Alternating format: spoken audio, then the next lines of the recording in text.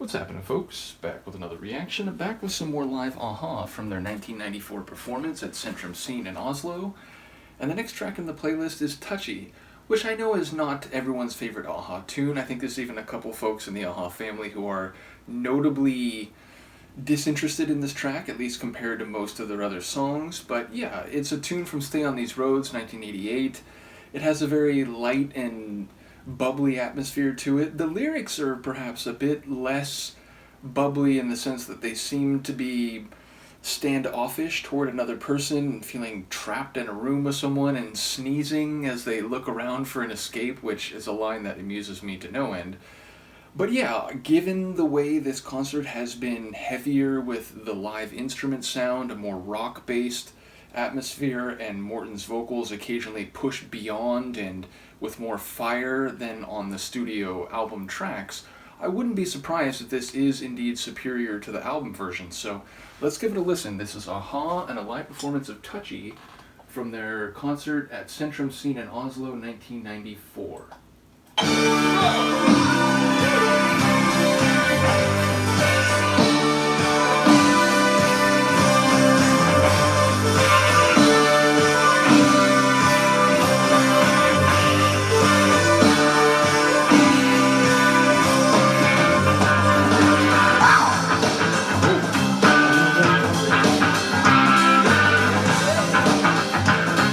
It's already better.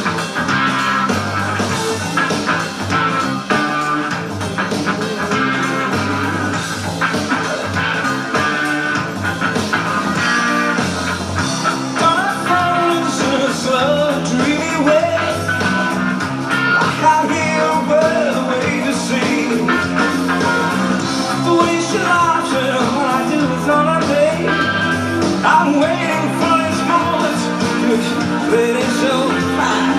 Me and Touchy, talk to you. Me and Touchy, when no one's to.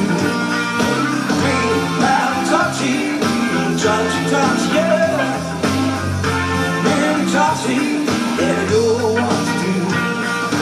Both of us together in a room by ourselves. To look around, but there's no one else. What can I do? What can I say? I'm waiting for this moment to explain itself. Me and Touchy, talk to you. Me and Touchy, and you know what to do. Me and Touchy, talk to you. Talk to you.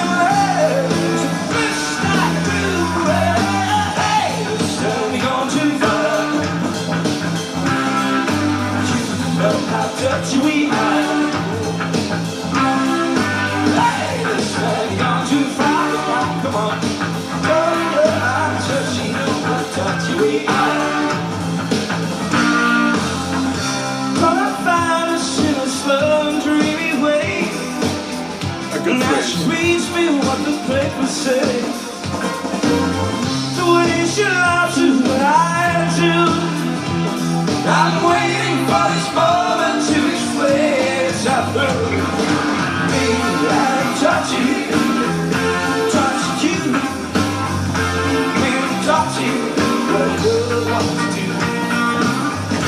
I'm Touchy, yeah. Touchy, yeah. Wish I do, hey. You're too far.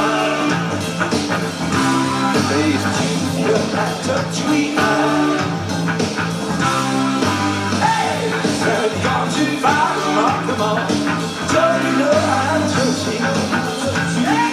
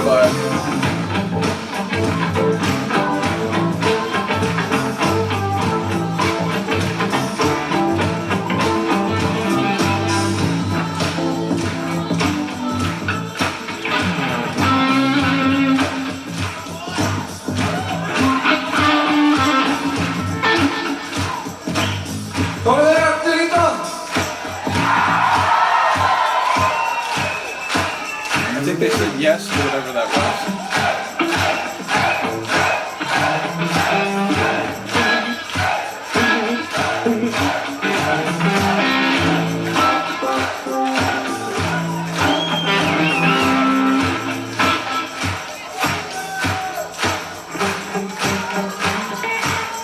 Okay, let's see if we can do det sånn nå.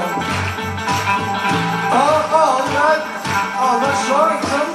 Da blir det bedre.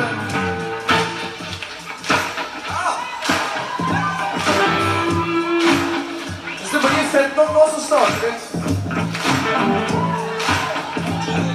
Having fun with this one.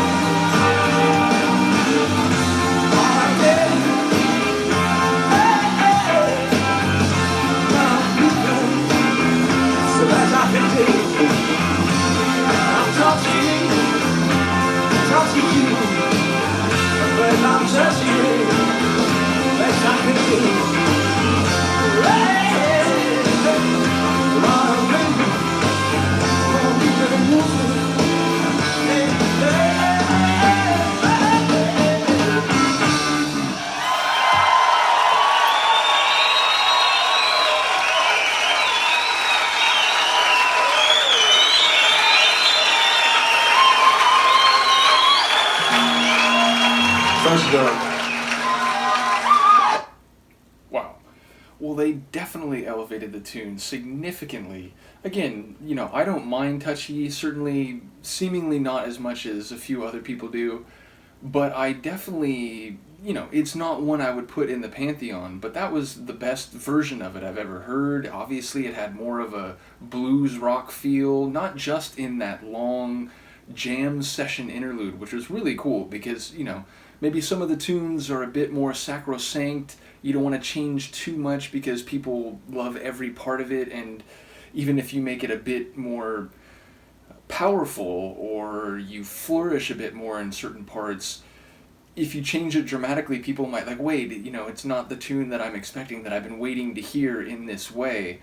But maybe a track that isn't necessarily considered one of their top tunes you can mess with or experiment with a bit more, and it felt like they really just went into a proper jam mode in the middle section there, and Paul just destroying the blues guitar in a very good way, and ultimately even the rest of the song had this bluesy jazzy feel, whereas the album track, and you still heard that, you know, classic like stadium organ type sound that characterizes most of the atmosphere of the album tune. But here it was just a supporting player, and it was the natural instruments, those drum flourishes, and the drum hits just in general having a bit more pop and power to them. The bass line, the natural bass having that deep, groovy quality that I think exceeds the bass groove of the album track. And again, the guitar, bluesy, shredded, just completely having fun with every moment, like walking down the strings, having those little rapid flourishes at the end of the measures, and then just getting deep and dirty at some moments too. So again, like, not one of my favorite tracks in terms of the recorded tunes, but one of the more fun live performances that I remember hearing, and the audience seemed to really be into it too. Obviously clapping along in time, and I don't know if that was Mags, I was imagining it as Mags, like shouting out to the audience at different points. So, you know, a bit of call and response with the audience, you know, asking them to get into the performance more. So yeah, a really cool performance of a tune that might otherwise be a filler track, as they say. Like in the DJ world, you know, it's rare when every tune in a mix is just an absolute brain burner, although, you know, for most DJs, they try to pick as many of those as they can.